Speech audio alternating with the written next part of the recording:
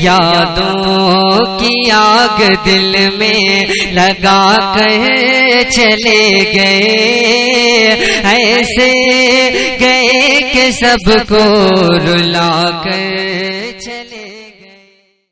چونکہ آج شب قدر ہے تو 2-4 منٹ کچھ اس پر بھی گفتگو ہو جائے تاکہ ہمارے اندر ایک شوق پیدا ہو جائے کہ آج کی پوری رات ہم اللہ کی عبادت میں صرف کریں۔ شب قدر حضور علیہ السلام کی چاہت پر اللہ نے عطا فرمائی۔ سرکار صلی اللہ علیہ وسلم کو ایک افسردگی تھی کہ اللہ نے دوسرے انبیاء کی امت کو اتنی عمریں عطا کی، کوئی 1200 سال کا ہوا، کوئی 1000 سال کا ہوا، کوئی 500 سال کا ہوا، میری امت کی عمر کم ہے۔ تو اللہ نے محبوب کی افسردگی دیکھ کر کے جبریل کو بھیجا اور ارشاد فرمایا، حبیب تم افسردہ نہ ہونا، اگر ہم نے ان کو 1200 سال کی 500 سال کی عمر دی ہے تو آپ اس پہ افسردہ کیوں ہے؟ عرض کی مولا وہ 1200 سال کی عبادت لائیں گے اور میری امت 60-70 سال کی عبادت لائے گی تو دونوں برابر کیسے ہوگی؟ میری امت پیچھے ہوگی اور وہ عمل کے میدان میں آگے ہوں گے۔ ارشاد ہوا، حبیب ان کو عمر لمبی دی ہے، تجھے وقت لمبا دیں گے، وہ اس طرح سے کہ تیری امت کو ماہ رمضان میں ایک رات عطا کریں گے جو شب قدر ہوگی، اور اس رات جو عبادت کرے گا اس کو 80 سال کی عبادت سے زیادہ ثواب عطا کریں گے، یعنی وہ رات 1000 مہینے سے افضل ہوگی، خیر من الف شہر، وہ 1000 مہینوں سے افضل ہوگی۔ تو اب کیا ہوگا؟ اگر وہ 1200 سال کی نیکیاں لائیں گے تو وہ 1200 سال کے گناہ بھی تو ساتھ میں لائیں گے، لیکن پیارے تیری امت آگے بڑھے گی، کیوں؟ کیونکہ ان کے گناہ تو 60-70 سال کے ہوں گے اور نیکیاں ہزاروں سال کی ہوگی۔ کیوں؟ اس لیے کہ اگر ایک انسان کو ہر سال 10 سال بھی مسلسل لیلۃ القدر مل جائے تو اس کی نیکیاں کتنی ہو گئی؟ 1000 مہینوں سے بہتر تو ایک ہی رات ہے۔ تو اب اگر اس کو 10-15 راتیں قسمت سے مل جائے اور وہ خوش نصیب جس کو 60-70 مرتبہ یہ رات مل جائے، پھر اس کی شان کیا ہوگی؟ تو اس لیے اس رات کی بڑی برکت ہے۔ اور ایک مرتبہ صحابہ کرام گفتگو کر رہے تھے کہ شب قدر کب ہے، تو چونکہ حدیث ہے کبھی 21 کو ہوتی ہے، کبھی 23 کو ہوتی ہے، کبھی 25 کو ہوتی ہے، کبھی 27 کو ہوتی ہے، کبھی 29 کو ہوتی ہے۔ ڈھونڈنے کا حکم دیا گیا ہے، ڈھونڈنے کا حکم دیا گیا ہے، لیکن جب سب اپنے اپنے اقوال پیش کر رہے تھے تو حبر الامہ سید المفسرین حضرت سیدنا عبداللہ ابن عباس بھی موجود تھے۔ آپ چپ تھے، خاموش تھے، آپ نے کوئی جواب نہیں دیا۔ تو سیدنا فاروق اعظم کہتے تھے کہ جس محفل میں عبداللہ ابن عباس ہوں پھر انہی کو حق پہنچتا ہے کہ وہی فتویٰ دیا کریں، وہی بات کیا کریں۔ سب بولتے ہیں آپ کو حق ہے، آپ کیوں نہیں بولتے؟ آپ بولیے، آپ کے بولنے پہ کوئی پابندی نہیں، آپ بولیے۔ تو سیدنا عبداللہ ابن عباس نے کہا، اگر مجھ سے پوچھتے ہو تو بات یہ ہے کہ پوری کائنات ساتھ پہ گھوم رہی ہے۔ پوری، یہ کون کہہ رہا ہے؟ عبداللہ ابن عباس۔ کیا کہتے ہیں؟ پوری کائنات 7 پر گھوم رہی ہے۔ کیسے؟ 7 آسمان بنائے اللہ نے، 7 زمین بنائی، 7 دن بنائے۔ اسی طرح جب شیطان کو کنکریاں ماری جاتی ہیں حج میں تو وہ بھی کتنی ہیں؟ 7 ہے۔ اسی طرح انسان کو جتنے رنگوں سے پیدا کیا گیا اس میں ملاوٹ بھی 7 ہے۔ اسی طریقے سے جن اعضاء پر سجدہ کیا جاتا ہے ان کی تعداد بھی 7 ہے۔ اس طریقے سے 7 گنائیں، سمندروں کی تعداد بھی 7 ہے۔ تو فرمایا کہ میرا وجدان یہ کہتا ہے کہ شب قدر بھی 7ویں رات میں، شب قدر بھی رمضان شریف کے آخری عشرے کی 7ویں رات میں، مطلب کب ہے؟ 27ویں تاریخ کو۔ حضرت امام اعظم ابو حنیفہ کا قول بھی یہی ہے کہ شب قدر ہر سال کب ہوتی ہے؟ 27वीं तारीख को। और शबे कद्र में जो हिया है ना, हिया, ये 27वां कलमा है। हिया मतलब ये, इसमें हिया मतलब शबे कद्र के हवाले से कहा गया हिया हत्ता मतलईल फज्र, कि इस मुबारक रात में फज्र तक क्या होता है, सलामती नाजिल होती है, सुबह तक। तो ये जो हिया है ना, हिया, ये हिया 27वां कलमा है। तो पता चला कि वो हिया बता रहा है कि 27वीं ही को शबे कद्र होती है। तो फिर ये 21, 23, 25, 27, 29 का ये जो कौल है, उसमें बुजुर्गों ने फरमाया हिकमत ये है कि बंदा शबे कदर की लालच में हर रात इबादत करता रहे, ताकि इबादत का मियार बढ़ जाए। अगर बता दिया जाता कि 27 ही को यकीनी है, तो फिर बंदा सिर्फ 27वीं को इबादत करता, 21वीं को क्यों करता, 23वीं को क्यों करता, 25 को क्यों करता, 29 को क्यों करता।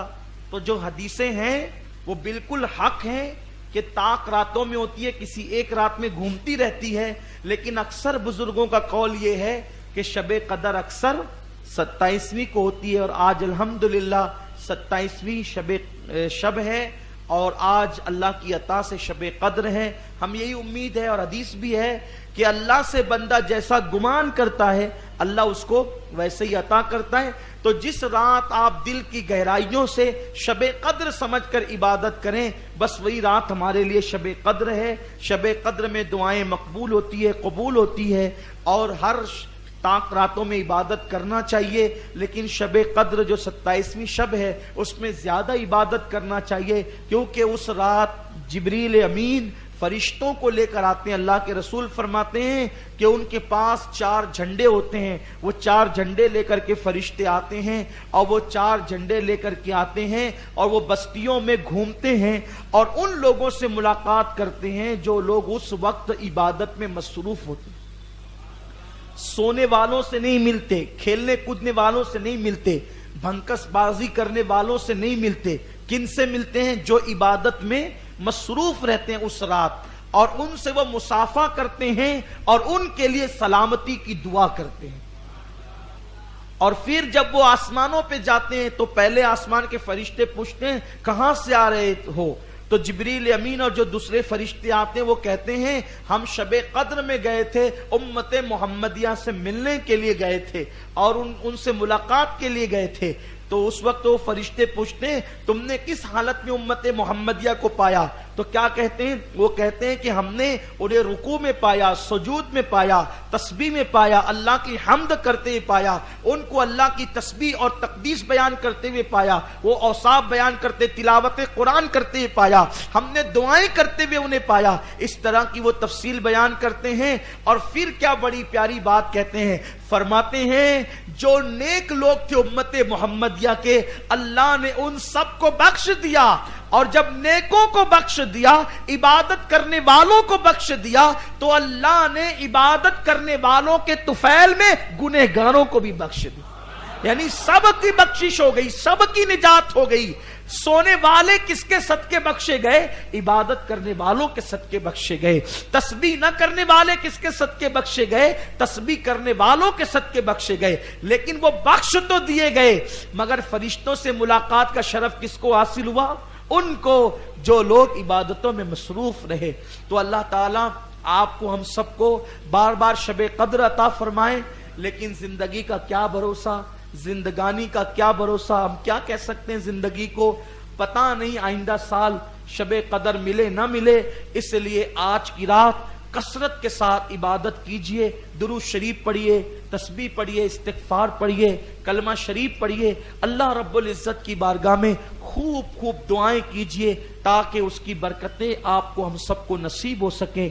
उम्मीद करता हूं कि आप सब आज की पूरी रात دعا میں گزاریں گے، عبادتوں میں گزاریں گے، رب تبارک و تعالیٰ کو منانے کی اور اس کو راضی کرنے کی کوشش کریں گے۔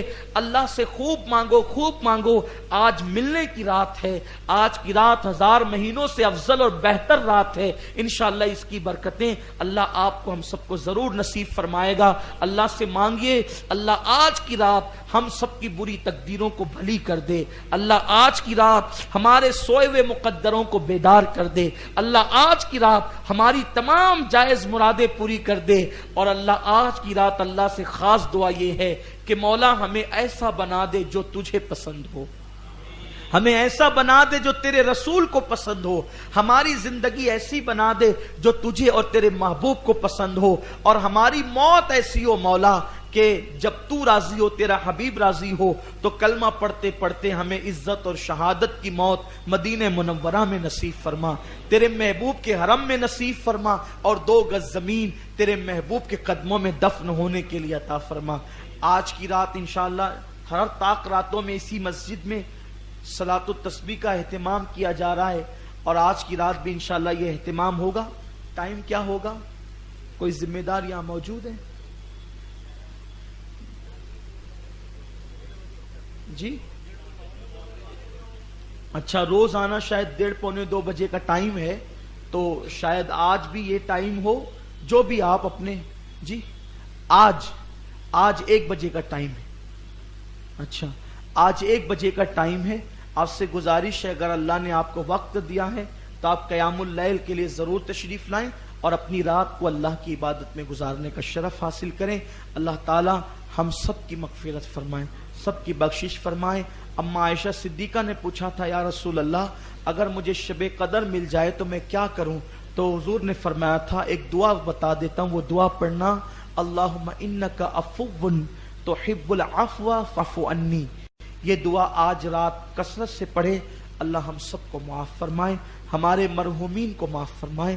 الفاتحہ الی حضرت النبی الکریم علیہ افضل الصلاۃ و اکمل التسلیم وابنہ الکریم الغوث الاعظم الجیلانی اجمعین۔